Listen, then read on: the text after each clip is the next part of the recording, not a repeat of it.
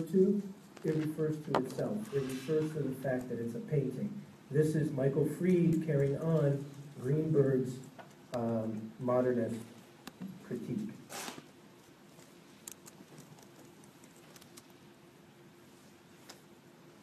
In a way, Stella's work presented Michael Fried with a conundrum that he felt needed to be resolved.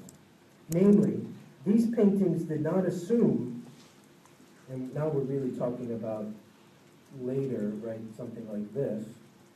These paintings, or better, this, right, you can see what he's talking about here, shape as medium, and the fusion of shape and support.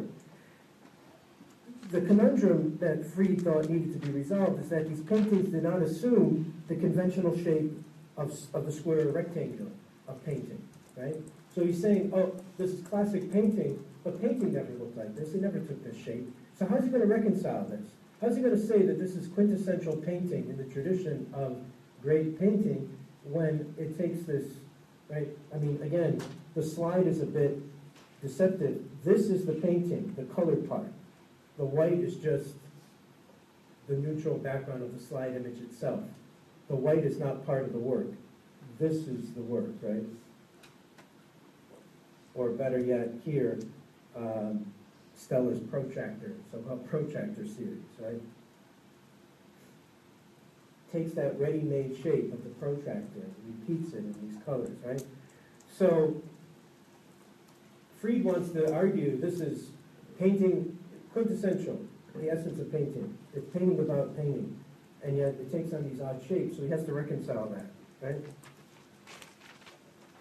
So Fried still wanted to insist that Stella's work epitomized modernist abstract painting. He needed to find a way to deal with this deviation from the norm.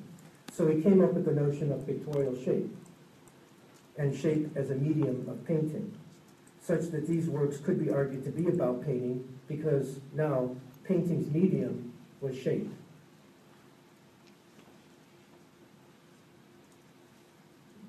This is then, at the same time, a shift from Greenberg, so that now for Fried, modernist painting is no longer about surface flatness, a la Clement Greenberg, but about shaped support.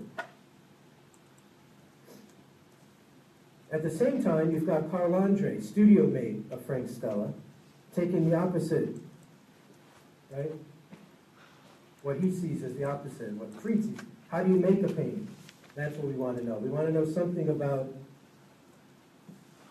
material and technique and process. And this is in Carl Andre's essay, Preface to Stripe Painting of 1959. Exactly the time when they were studio mates.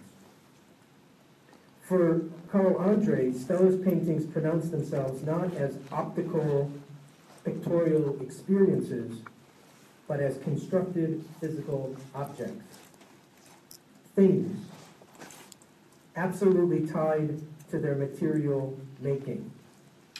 For Carl Andre, these works were not about painting, they were about the tools of painting, the paintbrush, the stretcher, the industrial metallic paint. And so at one point in that essay, Carl Andre writes, "Art is the exclusion of the unnecessary. Frank Stella has found it necessary to paint stripes. There is nothing else in his paintings. He is not interested in sensitivity or personality, either his own or those of his audience. He is interested in the necessities of painting.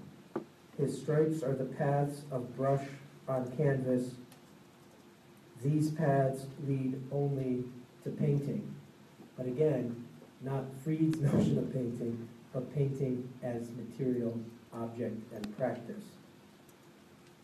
Frank Stella's own famous statement, "What you see is what you see," could apply to both Fried's and Andre's understanding of his work. For Fried, what you see in a Stella painting is an optical illusion, or an optical illusionism, whereas for Andre, what you see in a Stella painting is a constructed object. It is in this way that the debate can be